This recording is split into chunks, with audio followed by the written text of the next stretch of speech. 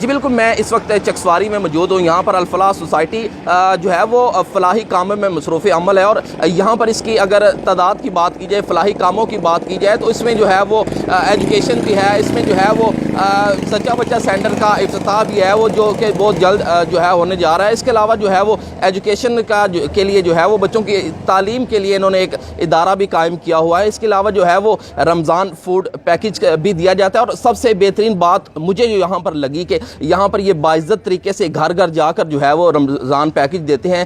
غریبوں کی جو ہے وہ عزت نفس کو مجروح نہیں کیا جاتا، اور نہ ہی ان کو لائنوں میں لگا کر جو ہے وہ دکم پیل کی جاتی ہے، اور نہ ہی ان کو خجل کیا جاتا ہے، بلکہ جو ہے وہ مستحق لوگوں کی جو ہے وہ جانچ اور پڑتال کرنے کے بعد ان کو باعزت طریقے سے تک جو ہے وہ ان کی دہلیز پر جا کر جو ہے وہ راشن پہنچایا جاتا ہے. یہاں پر ہمارے ساتھ اراکین جو ہیں وہ صدر فلاح سوسائٹی بھی موجود ہیں، دیگر اراکین بھی موجود ہیں. ان سے گفتگو کریں گے اور دیگر ان کی جو ہے وہ سروسز اس بارے میں بھی بات کریں گے.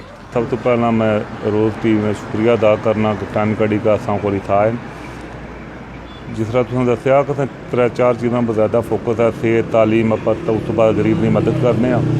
اساں ہسپتال بنائی اڑیا جڑا اساں انشاءاللہ اللہ پاک خیر کرے تو پوری یونین کونسل اگے گورنمنٹ لیول پر بچہ بچہ سینٹر ہر یونین کونسل پورے ڈسٹرکٹ میرپور ہے، تو لیکن اتنا نہیں ہے.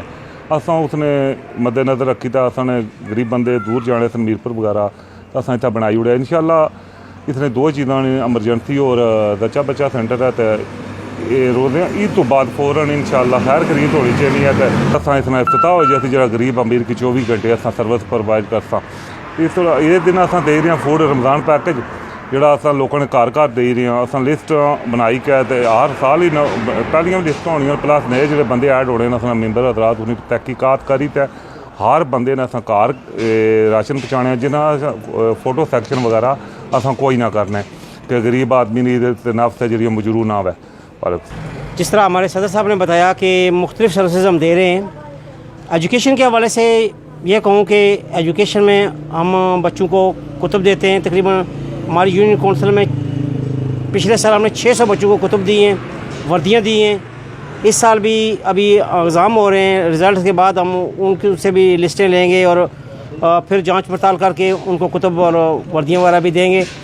لیکن یہ سارا جو کچھ ہو رہا ہے یہ صرف جو بیرون ملک ہمارے کشمیری بھائی ہیں ان کے تعاون سے ہو رہا ہے.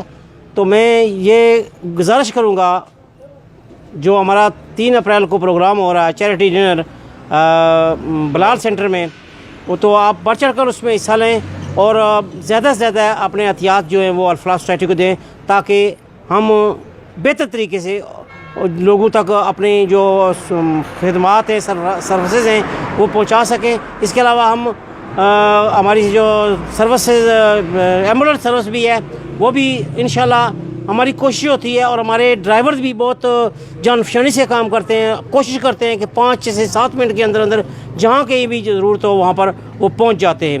اس کے بعد ہم راشن کا ہمارے صدر صاحب نے بتا دیا ہے. اس کے علاوہ ہم جو ہے وہ نادار غریب جو یتیم بچیاں ہوتی ہیں ان کی شادی کے سلسلے میں بھی ہم لوگوں کی حتی المقدور جتنی ہو سکتے وہ ہم مدد بھی کرتے ہیں. والسلام.